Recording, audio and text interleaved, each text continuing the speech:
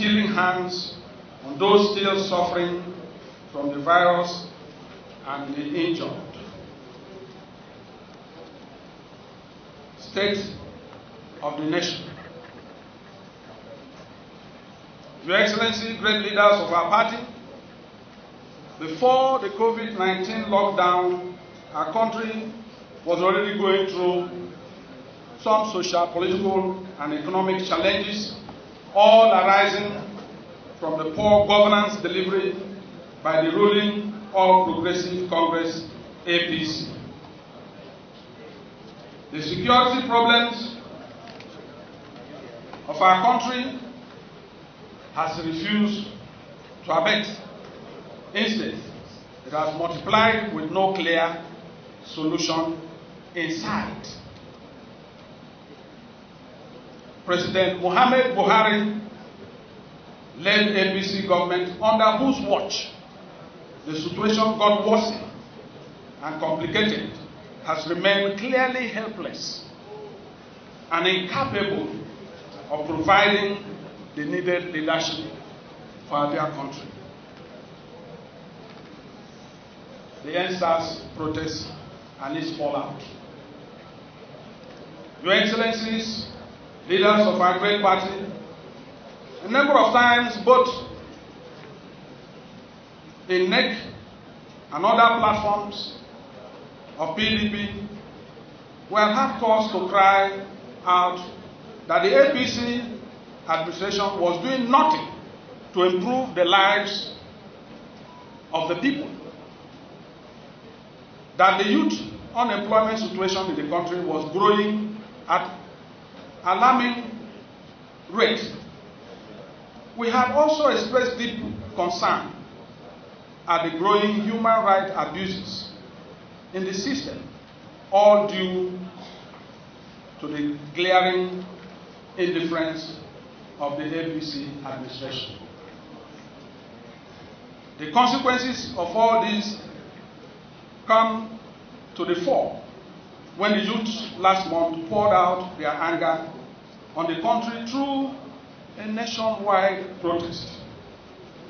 Even though the protest was triggered off by accumulated police brutality, particularly by the defunct Special Anti-Robbery Squad called EndSARS. This developed into wider rebellion against injustice and poor leadership in our country.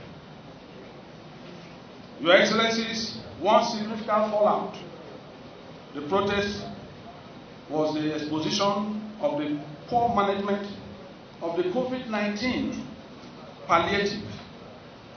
Recall that our party had earlier cried out that the COVID-19 was becoming a huge window of corruption by the federal government operatives. Perhaps the most annoying aspect of this protest was that the casualty recorded, including the Tuesday, 20th October night shooting of protesting youths at Lekki toll gate, killing and injuring many, would have been averted if the government was responsive. Instead, it took President Muhammad Buhari almost 2 weeks of persuasion, cajoling from many Nigerians, including the Senate, before he agreed to address the nation on the issue after the damage was already done, youths killed by security agencies and properties destroyed. In our last NEC, in February, some far-reaching decisions were taken, including rationalization of the party workforce to bring it to a realistic level as an opposition party.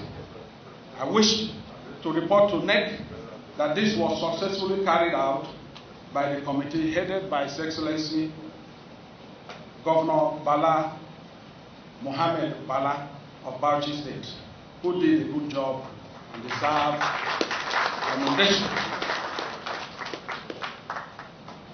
party congresses.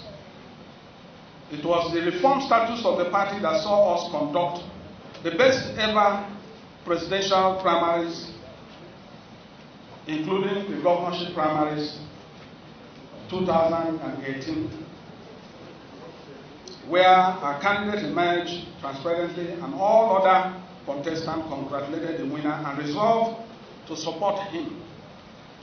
It is also necessary to bring to the attention of NEC that despite the disruption from the COVID-19 lockdown, we have been able to conduct congresses in most of the outstanding states, and frantic efforts are also on ground to resolve some disputes arising from them in few states.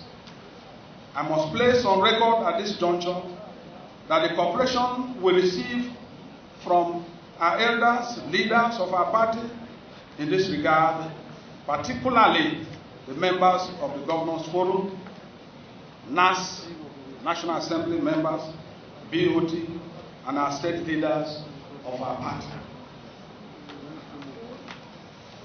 Edo and Ondo elections. Your Excellencies, leaders of our party, have decided to isolate these two states because of their unique futures. The party was able to attract His Excellency Godwin Obaseki of Edo State after he was slavishly treated by his party, the APC. He was able to get his second term for the September 19, 2020 governorship election in Edo State. Our flag.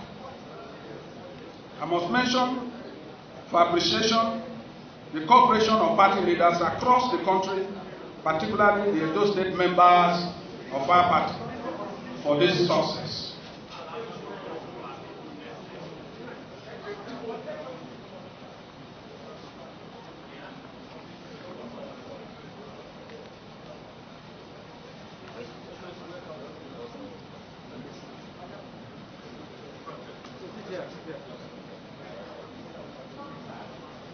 Party affairs. Let me also mention that the chairman of Governors Forum and all the governors of our party, and in particular the chairman of the National Campaign Council, is very important, His Excellency Nyesom Wike, who headed the council, and for the success that we recorded for the Edo State. Let me also thank the governors of South-South, the chairman of Governors Forum in South-South, Okowa, Governor Udom, Governor Diri, and Eyade. They were all also there on the ground. Overall, all our governors were there on the beat, and our men were also there in Edo. This cooperation and commitment made it easy for the party to win that election. We believe that in Ondo,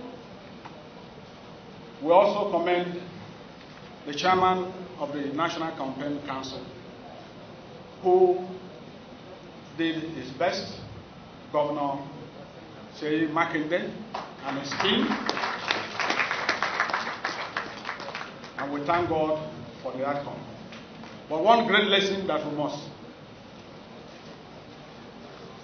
learn is that the need for unity to be easier to win the future election when all can come together locally. Because there is no other person that can do it better than your good selves at home. Party affairs. When the current National Working Committee under my watch came into office nearly 3 years ago. We based our programs of 3 R's to reposition our party, to rebuild and to regain. I can confidently report to NEC that the program is on course. We were able to reform our party and deepen our internal democracy ahead of 2019 general election, enough to take us to victory if the APC regime had allowed the will of the people to prevail. You all know what happened. The number of PDP governors increased from 11 to 16 only a few days ago. The governor of Ebonyi State went on a personal voyage.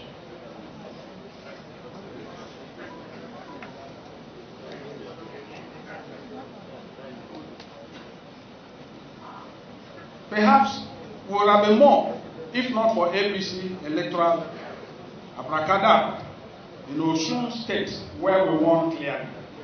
Even in Kano, we won. Even in Kogi states.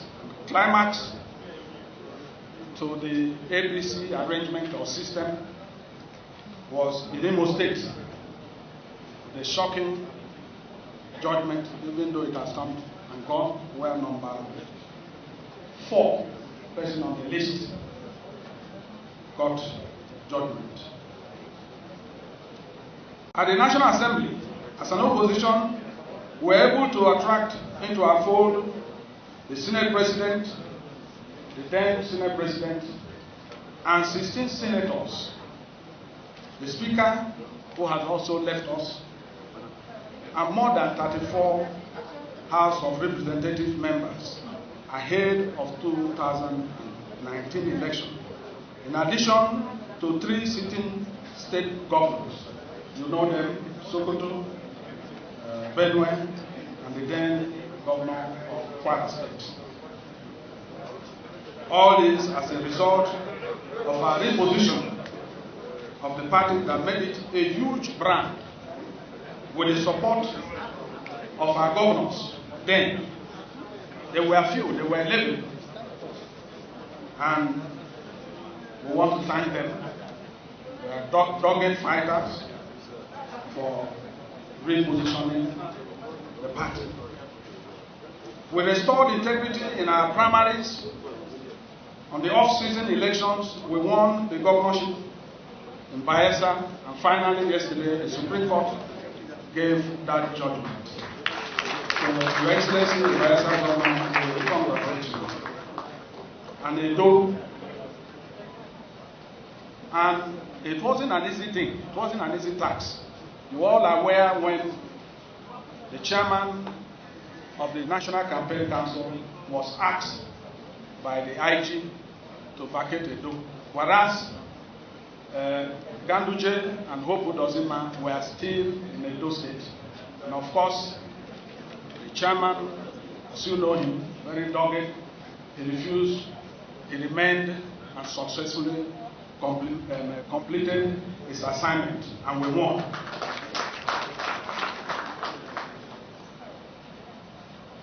The party also prevailed in several by-elections in Sokoto, Cross River, Taraba, and River States.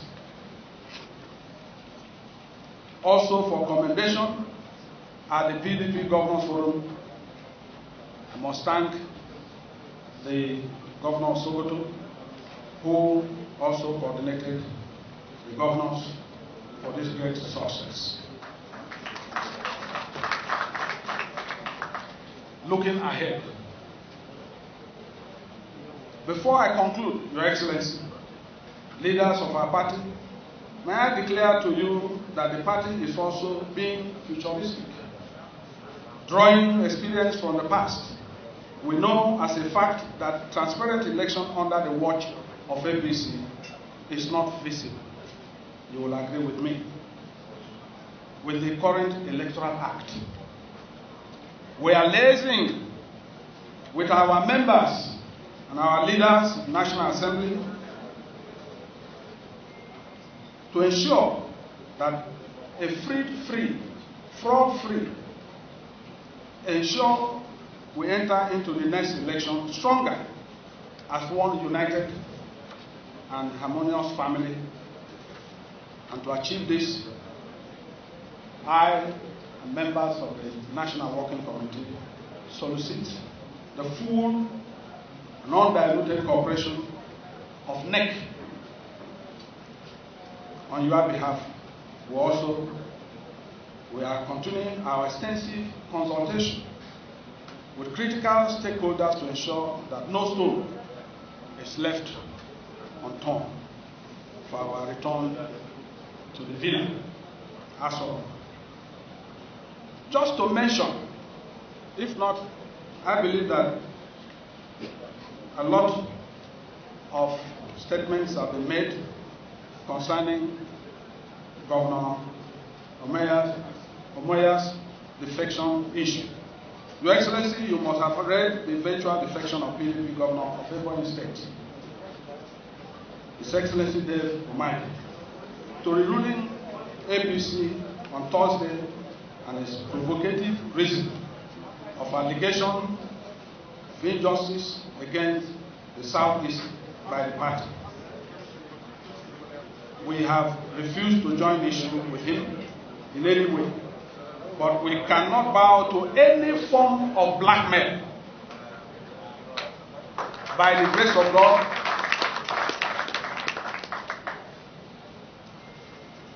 our humility, members of the National Working Committee, cannot be taken as witness. We will never bow down to any blackmail. What I can report to NEC is that the strength of our party in Ebonyi State and Southeast is intact. And the NWC has taken necessary steps to protect and safeguard our party in that state. Just this morning, former Senate President Enyinnaya informed me that a lot of party loyalists who have served in that government are on an hourly basis or every day throwing in the towel that they cannot go with the governor on that voyage.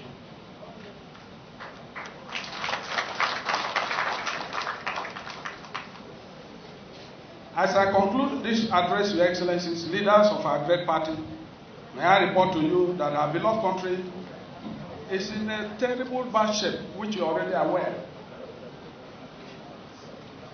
The populace are groaning in pains, pains of bandits, pains of hunger, and the government response to this is heaping further pains on them. This country is sliding into bankruptcy, but the government is instead embarking on endless borrowing with no accountability on the already borrowed ones. Federal government themselves just reported last week that 428 agencies of government will not be able to pay salaries this November because of underfunding. This report came directly from the federal government. So you can see the state of our nation economy. Whereas all other countries like Kenya, Rwanda, Ghana, they are almost digital economy. Our leaders here at the federal government level are killing our economy.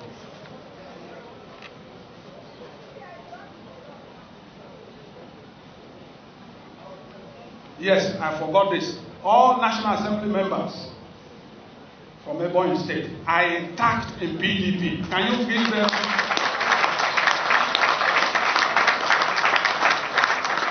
Senators, none moved.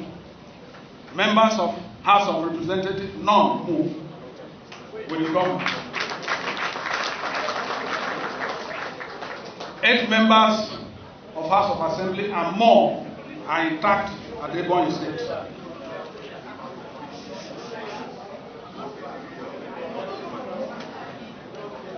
NEC may therefore wish to join other voices in charging the APC government to show their scorecards. But we believe that one of the greatest things that we must do to our people to know that we are not part of the federal government failed system. It's a failed system. And number one, there are cards there on the table. When I begin to mention them, please can you raise those cards so that the public and the cameramen will capture it. Please.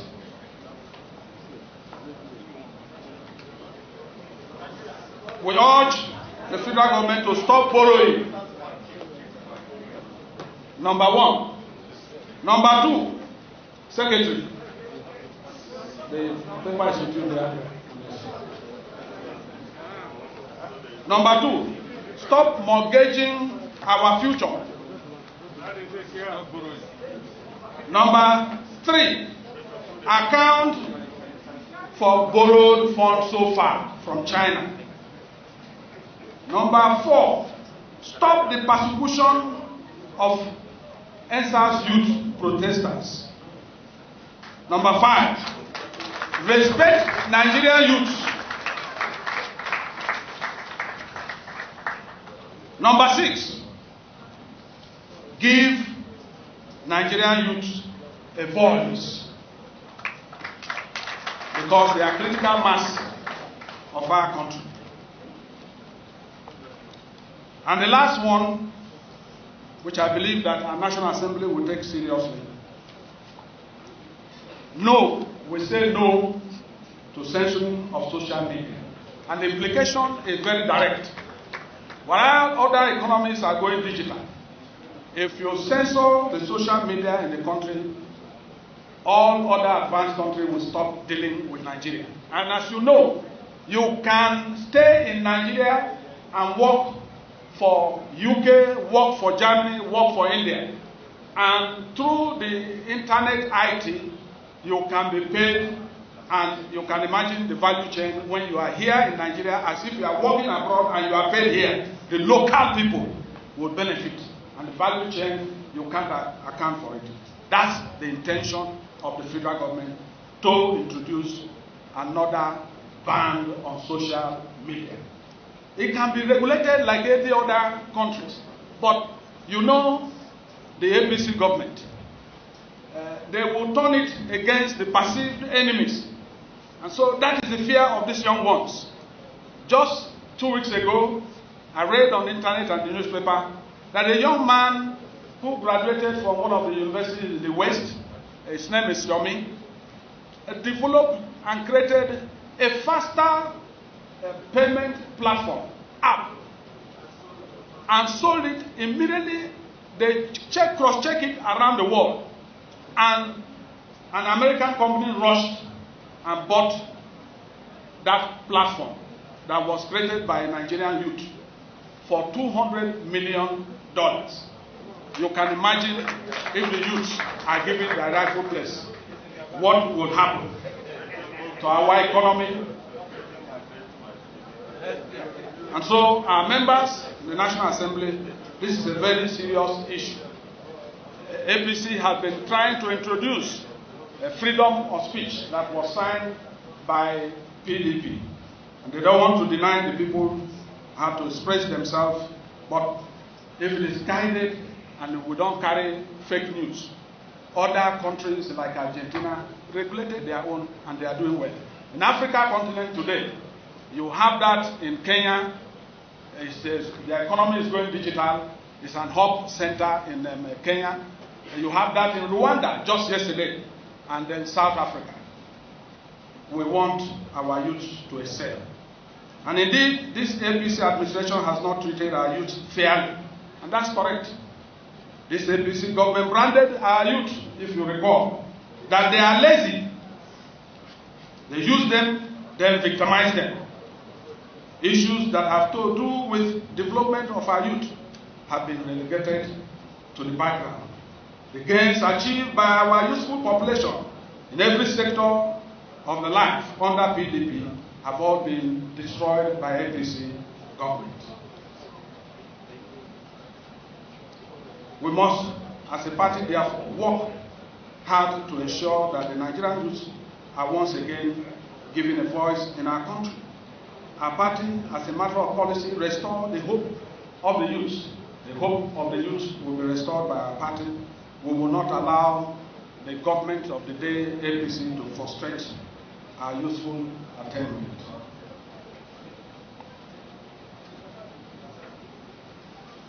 We hereby invite the Nigerian youth to avail themselves of the ample opportunity in our party to participate in the political process ahead of 2023 election.